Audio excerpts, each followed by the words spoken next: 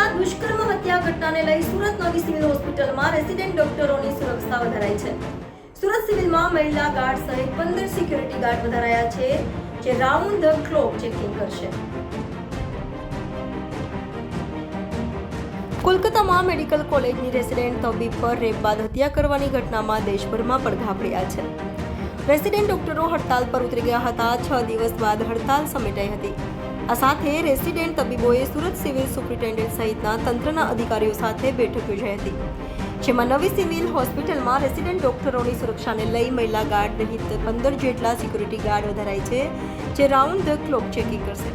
સાથે નવી સિવિલ હોસ્પિટલમાં અને કેમ્પસમાં સીસીટીવી કેમેરા પણ વધારાયા છે, જેનાથી સમગ્ર હોસ્પિટલ અને કેમ્પસ પર નજર રાખી શકાશે.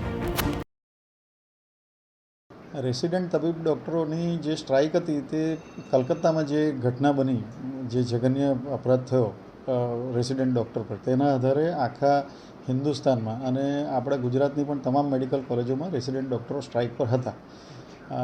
સુઓ મોટો દ્વારા જે રીતે સુપ્રીમ કોર્ટમાં આ મેટર અર્જન્ટ લેવામાં આવી અને જે કંઈ એના જજમેન્ટની ચાલુ થયું કામગીરી, તેનાથી સંતોષ વ્યક્ત કરીને ઘણી જગ્યાએ સ્ટ્રાઇકો ખેંચવાનું ચાલુ થયું. અમદાવાદમાંથી બી ખેંચાઈ ગઈ અને પછી એના એ ઉપરાંત જે કોઈ લોકલ ઇસ્યુ થોડા હતા, જે લોકલ ઇસ્યુ જે સિવિલ હોસ્પિટલના વહીવટીતંત્ર દ્વારા સોલ્વ થઈ શકે એવા ઇસ્યુ હતા. તેમાં દાખલા તરીકે એમને એક સીસીટીવી કેમેરા વધારે જોઈતા હતા, થોડા સિક્યુરિટી ગાર્ડની સંખ્યા પોઈન્ટ્સ વધારે જોઈતા હતા.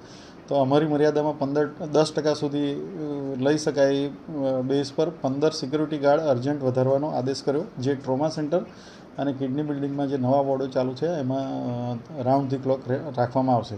સીસીટીવી કેમેરા બાબતે એમને રેસિડેન્ટ ડૉક્ટરોને કહેવામાં આવ્યું કે તમારા દ્વારા જે 4-5 લોકો હોય એ બધા આખી હોસ્પિટલમાં સર્વે કરીને, સિક્યુરિટી ઓફિસર સાથે સર્વે કરીને જે જગ્યાએ કવર ના થતા હોય ને જ્યાં કેમેરા જોઈતા હોય ત્યાં કેમેરા લગાવવાની સુપ્રિન્ટેન્ડન્ટ મેડમ તરફથી ગ્રીન સિગ્નલ આપવામાં આવ્યો.